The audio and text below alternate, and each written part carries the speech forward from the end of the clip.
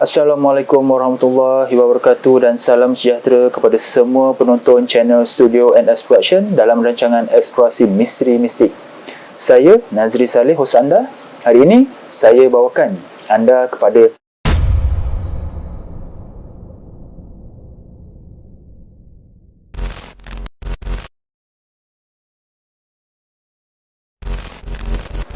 Sebelum saya teruskan video ini, bantu saya dengan tidak skip iklan ketika menonton video di channel ini. Subscribe channel ini kepada yang belum subscribe dan share video ini, semoga ramai yang akan dapat manfaat, dan pastikan anda menonton video ini sampai habis supaya anda faham secara menyeluruh berkenaan sejarah yang ingin disampaikan. Tindakan menyerang, menawan dan membawa tawanan pulang ke Aceh adalah tindakan biasa bagi Sultan Iskandar Muda Mahkota Alam. Penawanan kerabat diraja Johor dan Pahang dilakukan serentak dengan usaha Mahkota Alam menggalakkan penduduk dari jajahan takluknya berpindah ke Aceh. Kerana Aceh sedang mengalami kekurangan penduduk kesan daripada kerapnya peperangan dengan Portugis di Melaka, Johor dan negeri-negeri Melayu di Sumatera dan semenanjung Tanah Melayu. Bagi mengisi kekosongan itu, penduduk dari Sumatera Barat, Kedah, Pahang, Johor, Melaka, Perak dan Deli digalakkan berpindah ke Aceh.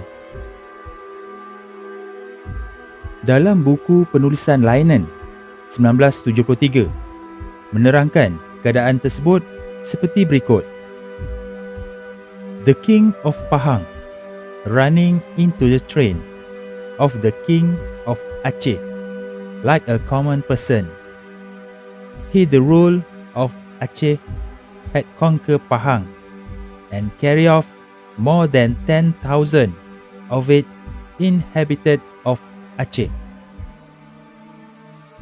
Tiada siapa dapat membayangkan bagaimana keadaan rakyat Pahang seramai itu dipaksa berpindah ke negeri lain dengan perjalanan dan pengangkutan yang amat sukar, termasuk berjalan kaki serta menaiki perahu selama berminggu-minggu. Korban bagi penghijrahan ini juga besar kerana kekurangan keperluan asas dan perjalanan jauh, terutama apabila melibatkan kanak-kanak dan golongan wanita. Menurut Lainan 1973 lagi, Kapten Best yang melawat Aceh pada awal tahun 1600 menggambarkan keadaan seperti berikut. The whole territory of Aceh was almost depopulated by war, execution, and oppression. The king endeavored to repeople the country by his conquests. Having ravaged the kingdoms of Johor, Pahang, Kedah, Perak, and Delhi, he transported the inhabitants from those places to Aceh to the number of 22 person. But this barbarous policy did not produce the effect he hoped, for the unhappy people being brought naked to his dominions and not allow any kind of maintenance on their arrival and died hunger in the streets. Penghijrahan secara paksa dalam jumlah yang besar dan melalui kekerasan dalam keadaan yang serba kekurangan sudah pasti memakan korban yang besar. Huraian ini adalah gambaran keadaan yang dialami oleh rakyat Johor sahaja. Belum lagi huraian melibatkan penduduk dari negeri-negeri lain, terutama penduduk Kedah yang turut diperhambakan dengan kejam oleh Raja Siam. Semasa Batu Sawar diserang, sekurang-kurangnya 1,000 orang penduduk Johor turut dikerah berpindah ke Aceh bersama-sama kerabat diraja Johor. Ahli sejarah Aceh menjelaskan bahawa penghijrahan itu berlaku dalam keadaan biasa sahaja. Malah ketibaan mereka di Aceh seolah-olah diterima dengan baik. Muhammad Jamil Yunus 2009 misalnya menulis bahawa Sultan Mahkota Alam mempunyai sikap terbuka terhadap orang-orang dari Tanah Melayu dan Patani. Malah mereka diberikan kampung-kampung khas sebagai tempat untuk menetap. Seperti catatannya, pembesar-pembesar raja dan orang-orang yang berasal dari Malaya dibawa ke Aceh itu, mereka disantuni, diberi tempat tinggal yang juga diberikan daerah perkampungan yang disukai seperti Kampung Kedah, Kampung Pahang, Kampung Perak, Kampung Patani dan Kampung Johor. Walau bagaimanapun, korban dari polisi takluk dan paksa pindah tidak dinyatakan oleh ahli sejarah tersebut. Kesan migrasi penduduk dari negeri-negeri Melayu di semenanjung Tanah Melayu ini masih jelas kelihatan hingga ke hari ini. Misalnya, sebahagian besar penduduk Pulau Kampai, yakni Aru dan Tamiang, sehingga kini masih bertutur menggunakan bahasa Melayu dialek Kedah. Di Bandar Aceh sendiri terdapat kawasan yang dipanggil Kampung Kedah dan Pasar Kedah. Penduduk Tamiang dan Pulau Kampai juga meneruskan adat istiadat perkahwinan, keraian dan kematian sama seperti adat istiadat Melayu Kedah, kerana mereka berada dalam kelompok yang besar, menyebabkan penyerapan terhadap budaya tempatan sukar berlaku walaupun mereka telah lama berada di sana. Sebagai contoh, bagaimana Tun Sri Lanang pada mulanya ditawan dan dibawa ke Aceh bagi menghadap Sultan Iskandar Muda Mahkota Alam selepas Johor tewas pada Aceh di Pasir Raja, Kota Tinggi pada 7 Mei 1613.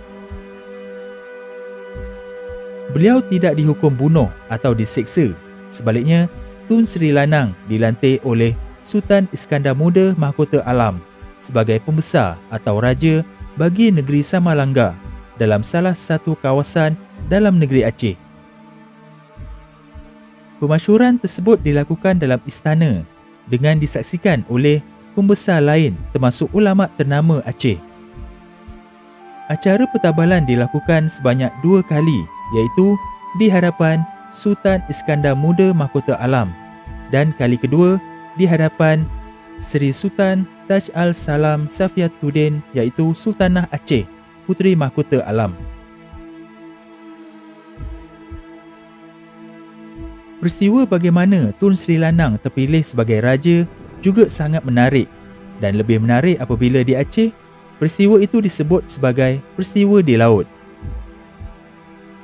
Semasa pembesar Samalanga hendak memilih raja, penduduk Samalanga mencalonkan 11 orang calon, tetapi jari mereka tidak sesuai untuk menyarung cincin khas yang ditempa bagi penentuan terhadap pelantikan Raja Samalanga. Hanya jari kelingking Tun Sri Lanang sahaja yang sesuai dengan saiz cincin tersebut. Dengan itu, Tun Sri Lanang telah dilantik sebagai Raja Samalanga. Isu dan peristiwa penyarungan cincin ini hanyalah usaha yang dilakukan sebagai peneguhan betapa layaknya Tun Sri Lanang menjadi Raja Samalanga. Dan cerita penyarungan cincin ini juga mempunyai persamaan dengan banyak cerita rakyat di Kepulauan Melayu. Dalam perjalanan ke Samalanga, ke-11 calon lain telah membuang Tun Sri Lanang ke tengah laut di Lawung. Tetapi Tun Sri Lanang diselamatkan oleh Maharaja Lela Quruun Jureh bersama Tengku Nek Muratsa. Seterusnya, Panglima Nyak Dom telah menghadap Mahkota Alam dan mengkhabarkan peristiwa itu.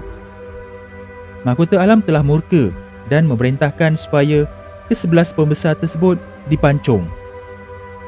Mulai hari itu, Tun Sri Lanang telah memerintah Samalanga antara tahun 1615 hingga 1659.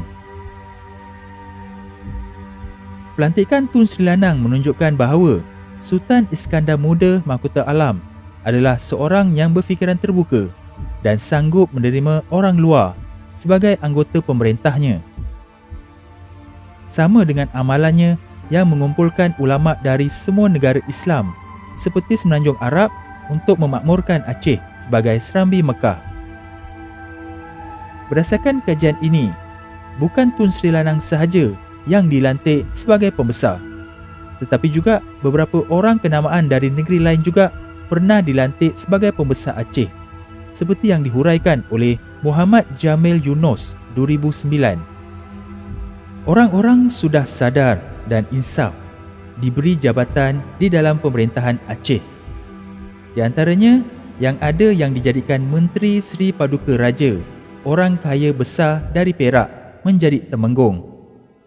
Sri Panglima Berkuda dari Perak menjadi Panglima Angkatan Berkuda, Sri Raja Panglima Berkuda. Dari Melaka menjadi Bentara, iaitu Kepala Jawatan, Jawatan Mahaban, Sekaut. Angkatan Kepolisian, Bintara Raja Laila Perkasa dari Asahan, Bentara Sri Laila Raja dari Perak dan Keurunjure Raja Laila dari Kedah. Bukti ini menunjukkan bahawa Mahkota Alam menerima pembesar-pembesar Melayu untuk berkhidmat di Aceh berdasarkan semangat seagama, serumpun bangsa, dan sudah tentu yang paling penting ialah mempunyai ketokohan tanpa prasangka dan semangat kedaerahan yang menebal serta sesama etnik yang tidak memberi faedah langsung. Sama seperti yang diamalkan oleh Sultan-Sultan Melaka, Mahkota Alam turut menerima pendatang asing sekalipun tidak berasal dari rumpun Melayu. Baginda dengan hati terbuka menerima orang Arab, Keling, Cina, Turki sebagai penduduk tetap Aceh. Setiap bangsa ini tinggal di kawasan penempatan tersendiri dan berlaku toleransi antara kaum yang sangat hebat melalui perkahwinan campur dengan penduduk Aceh. Oleh sebab itulah mengapa banyak nama negeri dari tanah Melayu berada di negeri Aceh.